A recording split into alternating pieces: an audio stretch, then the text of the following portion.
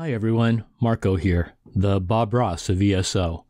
Thanks for stopping by my channel.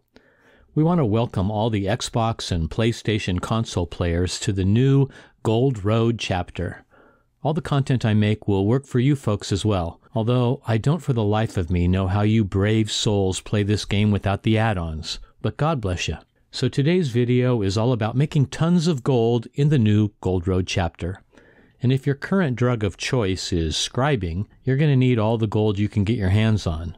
Now first, let's talk about luminous ink, which is one of the few items connected to scribing that can be bought, sold, or traded with other players. Ink is currently only needed for scribing, which is basically spellcrafting, but it really doesn't take very much of it to scribe a spell, and it has no other uses, unless we're talking about achievements. Now, we've all grown used to achievement points meaning absolutely nothing in the game, but the achievements themselves can unlock things like titles, dies, mounts, emotes, mementos, access to houses, non-combat pets, and now, skill styles. With the ink, there are 3 achievement tiers.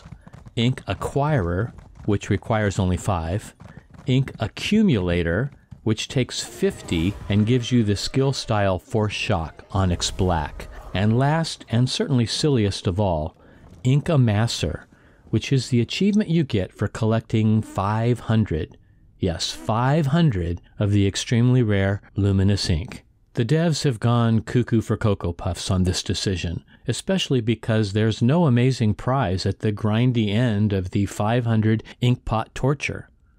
Now surely no one in their right mind is going to actively pursue that particular achievement, right? Well, a certain percentage of ESO players are obsessive about things like this. We're all like Pavlov's dog, and Zos just keeps ringing that dinner bell.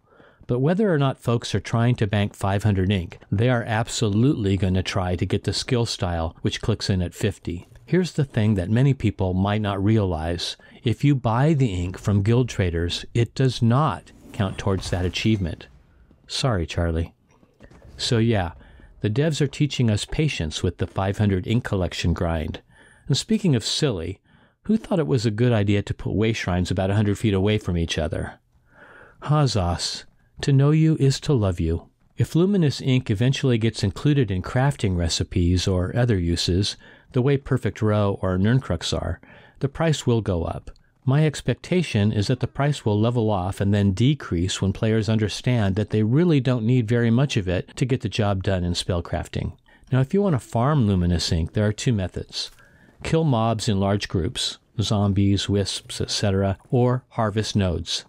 Now, my opinion is harvesting nodes is economically better because trash mobs are going to drop trash, hence the name, while materials from nodes will always be useful in crafting and in selling to others. My preference is always going to be harvesting, obviously with Plentiful Harvest and Master Gatherer slotted in my champion points. I'm currently testing to see if ink drops from every kind of node, or if it's specific to some the way the Nirncrux is. If you know the answer to this, drop it in the comment section below. The busiest zone to harvest is, quite obviously, Craglorn, because of the chance to harvest both Nirncrux as well as luminous ink. My advice again, go to a zone where you can have all the nodes to yourself.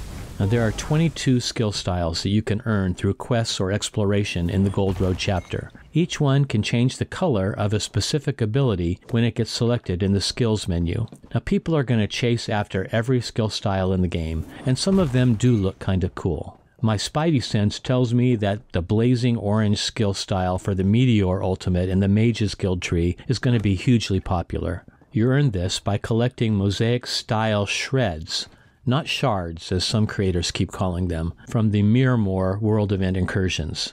You can only earn 1 per day, and it takes 30 of these to earn the skill style, which is why they're selling at a price of around 100,000 gold currently on the NAPC server. My advice? Sell them now, take the gold, and learn the skill style later. As far as a gold-making opportunity, running around and doing every Miramore incursion is a pretty worthwhile pastime. The incursions drop furnishings and furnishing plans as well as other valuable loot. Furnishing plans and motifs, they're extremely valuable in the first few weeks of a new chapter. I did an entire video on furnishing plan locations, which I'll link below. In the Gold Road chapter, there's a real lack of lootable containers in dungeons and delves, which is very unfortunate. The good news is the new furniture looks amazing and is going to be collectible for a good long while. I'm testing pickpocketing this week to see if it has some notable drops. I'll let you know soon. People are also working on their class mastery script, which needs the class script scraps, and which is easy for me to say. One of the several ways to earn the scraps is by doing master writs. So if you have master writs that you're not going to do yourself, for whatever reason, they should sell extremely well right about now. Another way to earn gold is to farm public dungeon fragments. There are 2 new public dungeons found in Westweald, Cylorn and Leftwheel. Each has their own flavor of rare drop fragment. The Remnant of Deception is found in Cylorn, and the Remnant of Cruelty is found in Leftwheel. Players need 25 of each type to earn the Echo of the Abolisher achievement and the corresponding memento. Personally, I think the Thrafty debutante gown costume is still going to be a more sought-after reward. You earn that one by collecting 50 fragments in the Blackwood dungeon. The drop there is scaly cloth scraps from the Silent Halls public dungeon. Scaly cloth is worth double what the remnant drops are currently selling for, so Blackwood might still be the place to do dungeon farming. Remember, the first public dungeon that you do each day will have an increased chance to give you its rare drop. If you like this content, please subscribe, like, and give me a shout out in the comments. It really helps, and I appreciate every one of you for supporting this channel. It's growing fast. So, a brief recap. Ways to make gold on the Gold Road. Collect and sell luminous ink. Collect and sell furnishing plans and motifs. Collect and sell mosaic-style shreds from the Miremore incursions. Collect and sell the 2 types of fragments in the Gold Road public dungeons, as well as other dungeons including Blackwood, Somerset, and High Isle. And, in a pinch, sell off your unused master writs. I strongly advise doing the dailies in Westweald on as many characters as you can every single day. The drop rate on great loot from world bosses and reward coffers is excellent. If you're a newer player, the best way in this game to pile up gold is by doing your crafting writs every day on every character, and also by spending skill points for hirelings and all the resources. These materials will be important to you in the future, and also a source of constant income. Mats have always been, and probably always will be, the fastest and best-selling items in the game. Okay, my friends, we've covered a good amount of ground today. I'm posting this in the 3rd week of June, so the Zeal of Zenithar event just began. You should group up with other guildies and have a great time. The rewards are amazing during this event. As always, I'm Marco. Have fun with the excellent new Gold Road chapter in ESO.